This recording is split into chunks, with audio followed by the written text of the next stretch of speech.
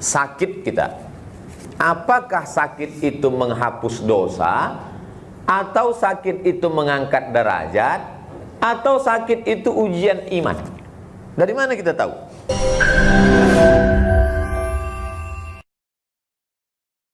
Jangan lupa subscribe, like, and share.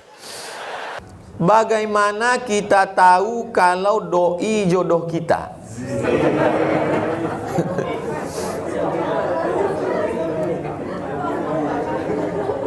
Dalam hidup ini ada yang bisa memilih, ada yang tak bisa memilih. Lahir sebagai orang Melayu di Riau, itu bisa memilih atau tak bisa memilih? Tak bisa memilih. Kalau dulu boleh bisa memilih, mungkin kita mau jadi buli. Ini tak bisa milih. Ini namanya musayyar. Musayyar itu macam wayang yang dimainkan oleh dalang. Belok ke kiri, belok ke kanan, tak bisa milih. Menjadi laki-laki, bisa memilih atau tidak? Tak bisa memilih. Menjadi perempuan juga tak bisa milih. Kita terima. Tapi nikah dengan si A atau dengan si B, bisa tak milih? Bisa milih. Datang ke pengajian atau tak datang, minum khamar atau minum kopi, itu bisa memilih. Oleh sebab itu Allah kasih mata, Allah kasih telinga, Allah kasih kudrat, Allah kasih iradat, Allah kasih al-kasbu wal ikhtiar. Jadi kalau ada nanti orang mengatakan tak ada takdir itu, Qadariyah, ahli bid'ah, Mu'tazilah. Kalau ada mengatakan semuanya terserah pada takdir, kita tak ada punya ikhtiar, Jabariyah, ahli bid'ah. Kita ahlu sunnah wal jamaah ada ikhtiar. Sudah diikhtiarkan, sudah diusahakan, tak terelakkan juga, qadarallah. Jadi masalah ini tak usah terlalu banyak berteori. Ma khaba man istakhara wa ma nadima man istasyara. Tak sia-sia orang yang istikharah, dan tak akan menyesal orang yang mau minta pendapat orang lain. Minta pendapat orang lain, kenali dengan baik tokoh masyarakat. Saya tak berani minang Pak Ustadz karena nanti orang tuanya tak hormat pada saya. Bawa direksi, bawa Dewan Syariah. Nah, itu. Jangan bawa saya, nanti saya diterimanya.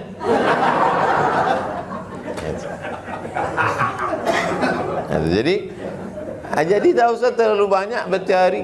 Tak usah pacaran lama-lama. Adik-adik yang laki-laki ini tanya aja sama dia, bagaimana tipe suami ideal yang baik menurut kamu? Nah, kalau dijawabnya asal bukan macam kau gitu, nah udah usah cari-cari lagi. Jadi tak usah terlalu banyak berteori-teori. Bagaimana kalau kita mengetahui suatu ujian itu ujian bagi kita atau hukuman atas perbuatan kita? Sakit kita. Apakah sakit itu menghapus dosa, atau sakit itu mengangkat derajat, atau sakit itu ujian iman? Dari mana kita tahu? Waktu dicek dokter awal bros, lalu dikasih tahunya, Pak, sakit bapak ini jantung, jenisnya level B. Jantung level B itu apa? Menghapus dosa. Mana dia tahu? Sakit itu ada 3. Pertama, menghapus dosa. Kedua, mengangkat derajat. Ketiga, ujian iman. Yang tahu itu hanya kita dengan Allah. Kalau saya sakit, saya husnuzon, dosa saya diampunkan Allah, derajat saya dinaikkan Allah, dan itu ujian iman bagi saya. Jadi tak ada yang tahu. Kita pun tak bisa menjudge orang. Pak Ustadz, si Anu sakit. Iyalah, banyak kali dosa dia itu. Waktu mengatakan dia banyak dosa itu, kita udah berdosa. Oleh sebab itu kita selalu husnuzon pada Allah. Kalau kita sakit, ma yusibul mu'min min nasabin wala wasabin wala saqamin wala syaukin yastakuha. Duri menusuk tapak kaki pun ada dosa yang diampunkan Allah. Dan ada pahala yang lebih besar daripada jihad, lebih besar daripada mati syahid. Apa itu? Itulah dia sabar. Jadi kalau sabar kita menerima ujian yang diberikan Allah itu, innama yuwaffas sabiruna ajrahum bighairi hisab. Ada pula jenis manusia ditanya oleh Allah. Allah tuh kalau bertanya bukan dia tak tahu, dia mau ngasih tahu pada yang tak tahu. Malaikat, coba kau cek amal si fulan. Kata malaikat, dia sudah diletakkan di surga VVIP. Cukup tak amalnya? Kurang ya Allah. Uji dia. Kalau lulus, naikkan. Jadi ada kalanya kita diuji itu bukan untuk hapus dosa, tapi karena letak kita di surga tinggi, amal kurang. Cara mencukupkannya dengan ujian itu. Nah, jadi makanya kita husnuzon. Jadi kalau ditanya orang, kok kenapa sering betul sakit? Aku sudah masuk surga VVIP. Cuman amalku kurang. Maka kata Allah, itu maka diujinya. Jangan kita, kau kenapa sering sakit? Itulah aku banyak betul dosaku. Kok ngaku? Ngaku sama Allah, jangan sama orang. Tidak semua orang senang menengok kita susah. Tidak semua orang ikut susah menengok kita senang. Tak semua orang ikut susah menengok kita susah. Mau tak mau, suka tak suka, sebagian besar orang ikut senang menengok kita susah. Oleh sebab itu, jangan mengaku susah. Kau aku tengok sering sakit. Iya, aku banyak dosa. Itulah, kau banyak dosa kan? Jangan gitu. Kau kenapa sering sakit? Aku sudah dijamin masuk surga kelas VVIP. Dekat sama Nabi itu jarak 2 kapling lah. Cuman amalku kurang. Gitu cara jawabnya nanti.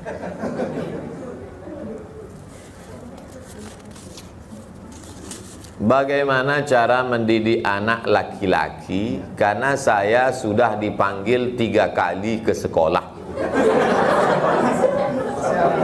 Saya emak beranak 3, 2 perempuan, 1 laki-laki. Anak saya baru kelas 1 SD tahun ini. Jadi tak tahu saya macam mana mendidik anak lajang. Tapi ayah emak kami dulu mendidik kami. Kebetulan kami keluarga tak ada perempuan, dua-duanya laki-laki. Tinggal di Pekanbaru nih, orang tua di Pelelawan. Jadi setiap awal bulan almarhumah emak ini datang ke rumah itu membuka semua lemari-lemari. Kalau ada surat-surat cewek apa segala macam. Waktu itu kan belum ada email, masih surat yang dimasukkan ke botol dilanjutkan ke Sungai Siak. Diceknya itu dibaca. Asal dia sudah balik mengantar duit belanja, pecahlah botol-botol minyak wangi. Kenapa mak pecah? Kusangka itu minuman khamar gitu. Itu minyak wangi mak. Jadi pernah ditanya adik saya, mak kalau aku main biliar gimana mak? Apa kata dia? Kalau berani kalian main biliar, naik aku ke meja biliar. Coba. Jadi kami tak berani. 2 aja gendangnya aku dengan kalian nih. Kalian mati atau aku mati dulu. Jadi kami dididik dengan keras. Sekolah pun gitu juga. Kau kalau mau berbini, ku kasih sawit. Tapi kalau mau sekolah, kemanapun ku antarkan. Tapi jangan nanti mau sekolah, tiba-tiba tengah jalan berbini. Jadi saya ketika ada jamaah melapor ke saya, Ustadz anak saya ini tak mau kuliah. Teringat saya jurus itu. Habis sholat Jumat, mana anaknya? Saya tanya, kau mau berbini apa mau kuliah? Jawab saya bilang, kau mau berbini apa kuliah? Kalau kau mau berbini, kami pinangkan petang nih. Tapi kalau kau mau kuliah, mana? Saya mau kuliah Pak Ustadz. Mau kuliah ke mana? Ke Politeknik Kaltek. Politeknik Kaltek. Terus saya bilang bapaknya, ini mau. Itulah Pak Ustadz. Selama ini tak jelas dia. Ini mau dia. Jadi banyak jurus almarhumah ini saya pakai kan. Jadi anak ibu ini, coba tanya dia, entah mau berbininya dia.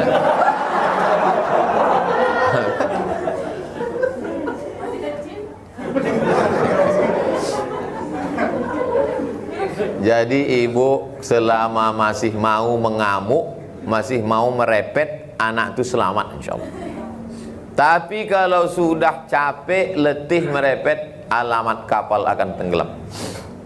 Saya bawalah almarhumah emak ini ke hotel di depan Masjid Raya Medan. Depan Masjid Raya Medan itu ada hotel. Nginap kami di situ, Hotel Madani. Pas pagi turun di lobi duduk. Saya main-main HP, datanglah tamu dia. Tamu dia bertanya, anakku ini selalu sakit. Kau apa kau doakan anak kau dulu? Saya nguping aja. Saya tak ikut mereka bercerita. Di situlah saya dengar kata dia, anakku ku doakan tiap malam Fatihah 100 kali. Setiap habis tahajud menjelang azan subuh, ku doakan anakku Fatihah 100 kali. Baru saya dalam hati, oh, tapi tak pernah diceritakannya itu. Tak pernah pula dia update status. Alhamdulillah udah 100 kali lah. Jadi ibu doakan dia Fatihah sebanyak-banyak supaya diturunkan Allah kekuatan hatinya. Saya ini bukan anak-anak yang baik-baik, yang saya sekolah saya kelas 1 aliyah lain, kelas 2 lain, kelas 3 lain. Saking kan bandel tak mau sekolah. Sampai 5 bulan saya tak mau sekolah.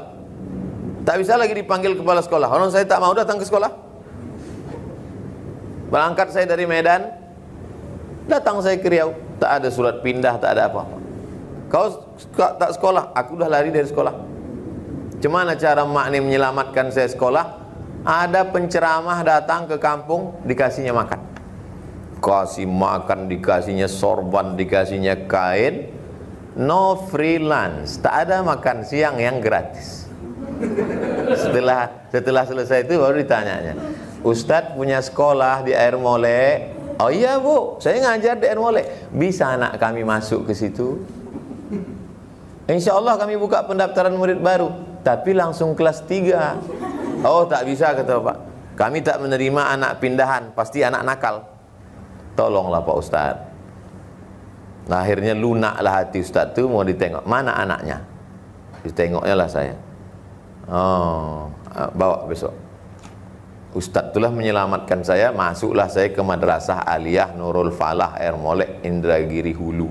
Bulan lalu meninggal Ustadz itu jam 1 malam kami dari Pekanbaru nih. Karena besok pagi kami mau ngurus tanah wakaf sama Ustadz. Sangat berjasa dalam pendidikan saya. Orang Pasir Pangarayan, namanya Ustadz Suherman Siregar. Kalau tak ada Ustadz Suherman Siregar itu mungkin dah jadi hantu saya sekarang. Karena ijazah itu yang saya bawa ke Mesir. Ijazah 10 bulan saya di Madrasah Aliyah itu tamat. Saya mau cerita, ibu bapak jangan berhenti mengarahkan dia. Kalau lah capek, emak saya dulu mengarahkan saya. Oleh sebab itu ketika kita capek, habislah masa depan. Jangan pernah capek, jangan pernah lelah. Mana yang lebih utama, menunggu imam sholat berjamaah atau segera sholat saja? Kenapa imam ini lambat datang?